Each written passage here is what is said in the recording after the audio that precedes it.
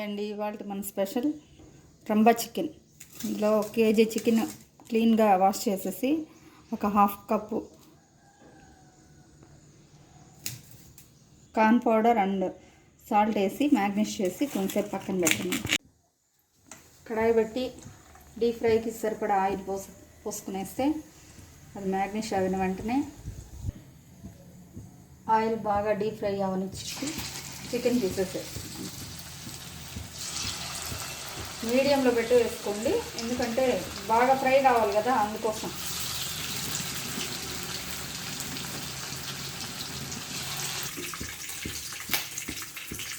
Chicken అంతా deep fry చేసి పక్కన పెట్టుకోవాలండి. పక్కన పెట్టుకున్న అదే కడాయిలో ఫ్రై మీద పెట్టేసి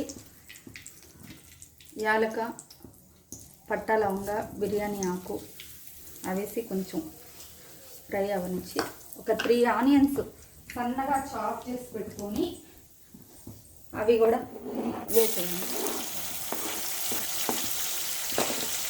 ఒక రెబ్బ కరివేపాకు.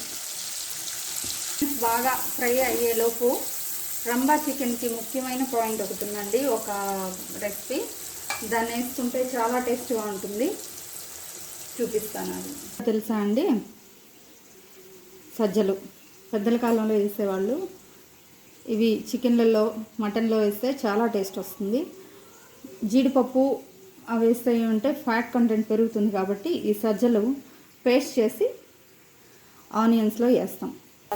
ఆ విధంగా పేస్ట్ బాగా అయిపోయాక ఇది పేస్ట్ చేసేసి వేసేయడం. అలా కొంచెం చికెన్ మసాలా, కొంచెం ధనియాల పొడి వేసి బాగా ఫ్రై చేయాలండి. ఆయిల్ సపరేట్ అవుతుంది చూడండి. ప్యాన్ నుంచి ఆయిల్ బాగా సపరేట్ అవ్వనిచ్చి ఆల్రెడీ చికెన్లో వేసి మ్యాగ్నేట్ చేసి ఫ్రై చేసినాం కాబట్టి 1 టేబుల్ స్పూన్ కారం, 1 హాఫ్ స్పూన్ పసుపు, తగినంత ఉప్పు,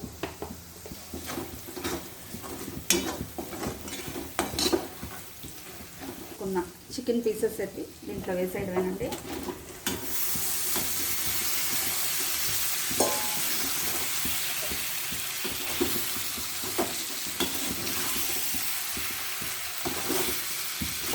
వేసి 1 గ్లాసు వాటర్ వేసేసి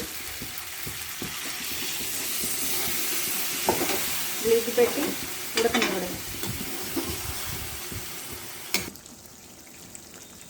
కూరలోంచి ఆయిల్ ఈ విధంగా సపరేట్ పడ్డప్పుడు కొంచెం కొత్తిమీర వేసి ఆపేసుకోండి.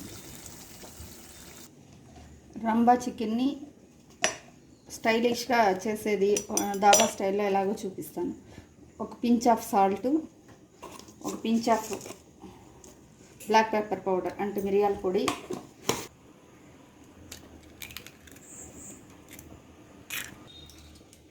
పోసేసి ఈ విధంగా ఉప్పు, మిరియాల పొడి బాగా కలిసేటట్టు గిల కొట్టేసుకోవాలండి.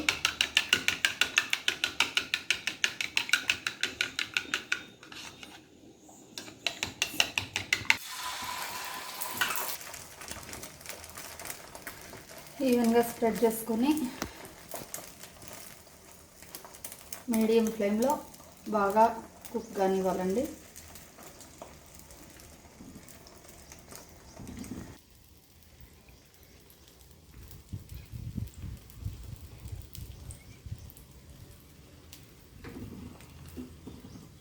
ఇదంతా బాగా కుక్ అయిపోయాక జాగ్రత్తగా రెండో వైపు కూడా లో ఫ్లేమ్లో పెట్టేసి ఎలా లేసిందో